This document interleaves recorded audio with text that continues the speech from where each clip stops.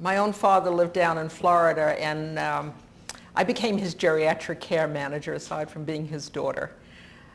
Wearing two hats got a little complicated, but I was down there one time and he was driving, and I realized my father had to have the keys taken away.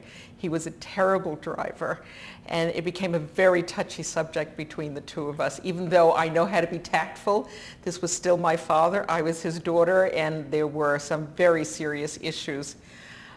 Eventually, within 24 hours, I convinced him that this was just not something that was safe either for him or he might kill somebody on the road.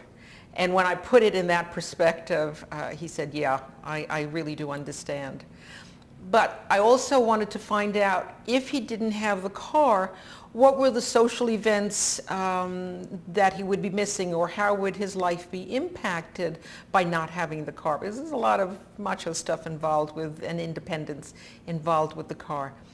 So we went over what he needs the car for, you know, grocery shopping, going to the center, visiting friends, and what have you.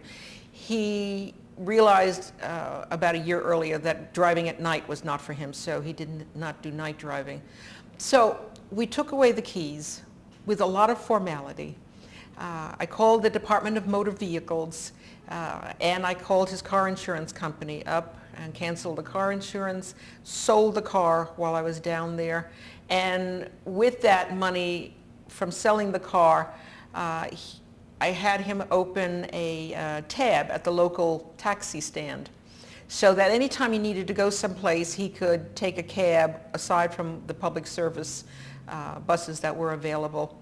I also bought him a tricycle, an adult tricycle, and he thought that was a real hoot. And I had a basket in the front and a basket in the back. So the basket in the back was for groceries. Groceries could also be delivered if you wanted that. And the basket in the front was for his little black dog, which was no bigger than a minute. And one of the nice things that happened while he was doing all of this, I could never get my father to exercise. He exercised because he was on the bicycle, the tricycle. And he was also more noticeable because people saw him out in the street. So his social life improved. He even got a wolf whistle from one of the ladies, and he thought that was wonderful. He called me up to tell me about that. So there was an upside to it. And I also got his friends, those that were still driving, to either pick him up if they were going someplace by car, or I now had the poker game at his house, and I made sure he had cold cuts and stuff like that for the boys.